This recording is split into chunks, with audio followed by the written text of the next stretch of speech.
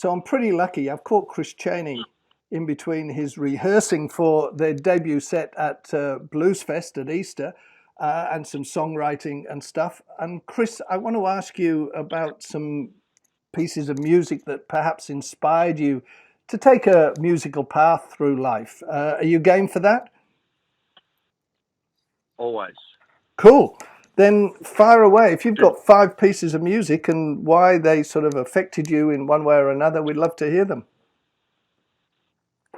yeah, all right. Well, I guess the first song that sort of springs to mind, probably, because we lost her last week, was Ronnie Spector. Um, and one of I think probably the greatest pop song of all time is "Be My Baby" by the Ronettes. I've always loved it. I just feel like it's so simple. It's exactly what a song should do. It's like 3 minutes 30, and it just lifts you up when you hear it, and it's just got this eternal teenage kind of like youthfulness to it that every time it comes on, it just floors me still.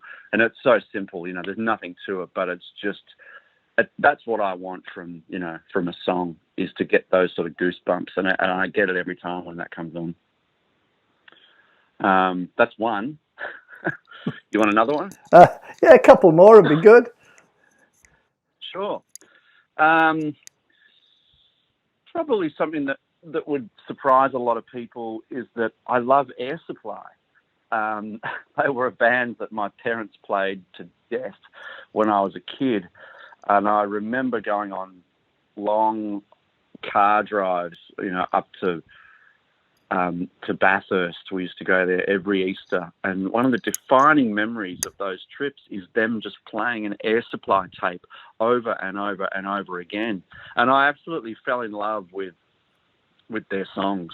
They're just amazing hooks, and I really think it's those early songs of theirs, and like the Little River Band and Doctor Hook and all the stuff that they used to play. I feel like it got in there, it's in my mind, and that's the reason that I've become this kind of songwriter who's always searching for the hook.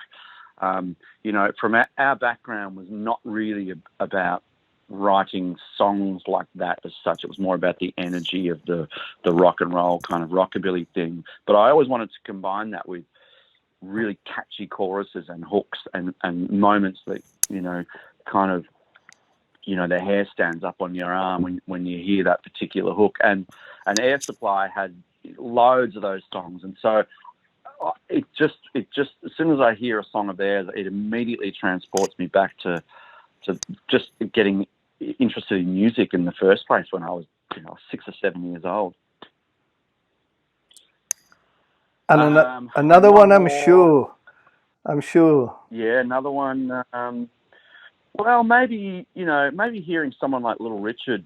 He's someone that I've delved back into that kind of world again recently. I think he's probably the greatest rock and roll singer, period. I think that voice is just, you can't top it as far as a straight up rock and roll belting delivery. I mean, he's it. It's just so powerful and so soulful, and those songs, and he was so flamboyant and just kind of outrageous, and he was just a true original. And you just, I don't think we're going to see people like that anymore. I mean, people try and be outrageous these days, but it's also kind of like, manufactured and kind of thought about.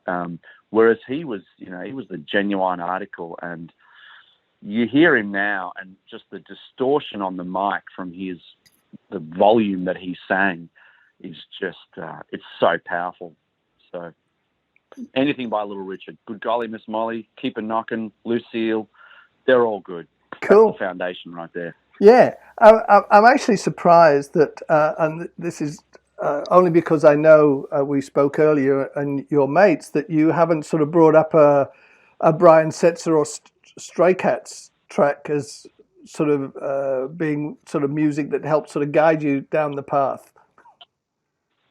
Or is that? Well, I mean, probably because I've said that in every interview for for the last 25 years. But that first album of theirs, yeah, I mean, that changed my life. I mean, we were called the Runaway Boys when we were 15 years old, and Scott and I both had that album, and we absolutely wore it out. You know, I used to stare at the cover, and we learnt every song and every lick from that album, and we played it over and over and over again. And I couldn't believe that there was this band that had everything that I thought a band should have. You know, they looked tough, they had tattoos, they could really play their instruments, the songs had hooks, it had energy.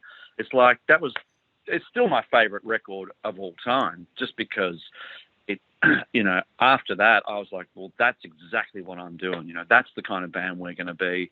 And it just all made sense. You know, that were God to me, those guys. Yeah.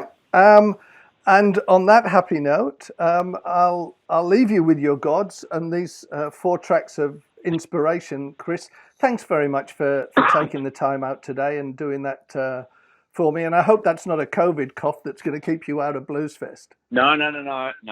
It's just being in Melbourne. You know, it's windy and warm outside one minute, and then it's like freezing cold and raining. So it's just it's my throat just getting used to the elements. Okay, mate. Well, thank you. And between now and then, travel safe, and we'll see you over the Easter long weekend when we break your Bluesfest bubble.